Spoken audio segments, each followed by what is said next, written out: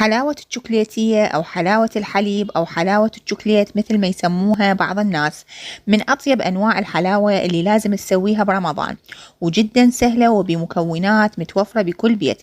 أول شي نحضر الشيرة اللي هي عبارة عن 2 كوب سكر مع كوب واحد ماء وملعقة شاي هيل. راح نحرك المزيج إلى أن يغلي ونرفعه عن النار مباشرة بعد ما يغلي.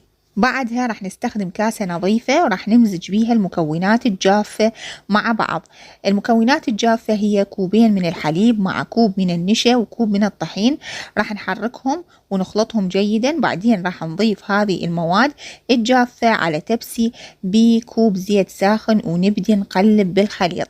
لازم نستمر بالتقليب إلى أن يحمر عندي هذا الخليط وتطلع الريحة مالت الحليب.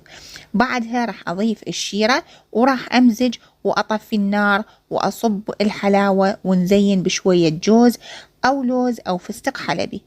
حفظ الفيديو وجربيها راح تحبيها أكيد.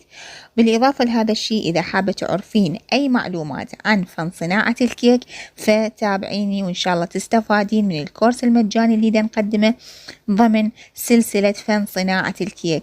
طبعا الحلاوة جدا طيبة وجدا شكلها حلو وقوامها يجنن، وألف عافية إذا جربتوها.